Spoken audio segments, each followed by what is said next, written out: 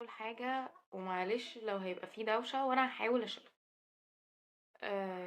أنت عارف أنت المفروض تعمل إيه، وعارف أنت المفروض هتبدأ إزاي، وعارف كل الخطوات اللي هتخلّيك تخلّص متراكم وتشتغل في جديد، ولو أنت لسه بادئ أنت عارف كل اللي هيتعمل، بس بالفعل أنت ما بتعملوش. هي دي المشكلة، إنك ما بتعملوش أصلًا. بُص، أنا كل اللي أنا جاية أقوله لك النهارده إنك تاخد خطوة جد. تعمل إيه لو لسه ما بدأتش، تعمل إيه في المتراكم، وتمشي إزاي على أساس إنك تخلّص كل حاجة قبل شهر 2، يعني أو في شهر 2، يعني آخرنا أوي 15/2. ومش باقول لك كده عشان أضغطك خالص، لأ، أنا باقول لك كده عشان أنت في رمضان أنا واثقة إنك هتضيّع الشهر في ولا شيء، في حتة أنا مش عارفة أنام إمتى واصحى إمتى، مش عارفة أذاكر قبل الفطار والّا بعد الفطار والّا.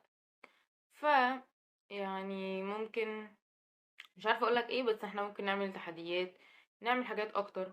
كل اللي أنا طالباه منك إنك تبدأ، يعني لا أكتر ولا أقل، يعني ده كل المطلوب منك هو إنك تبدأ.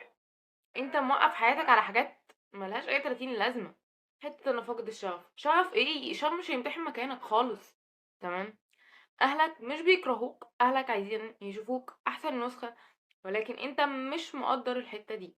أنت شايف إن خلاص أهلي بيكرهوني، مش مقدّرين تعبي النفسي، مش مقدّرين مش عارفة إيه. أنا عارفة إنك متدشمل، تمام، ولكن ابدأ، ابدأ. هُم 4 شهور لو ما استغنيتش عن الحاجات اللي أنت بتعملها زي لعب الكورة، النت، السوشيال، أيًا كان اللي أنت بتعمله، لو ما استغنيتش عن الحاجات دي اعمل حسابك أنت مش هتوصل لحاجة.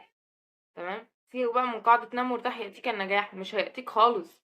تمام، فاعمل اللي عليك والنتيجة بتاعت ربنا. ايا كان انت فين دلوقتي، لسه هتبدأ مراكم، الدنيا معاك مش احسن حاجة، ايا كان انت فين ابدأ. يعني انت ابدأ، مش مطلوب منك حاجة غير انك تبدأ.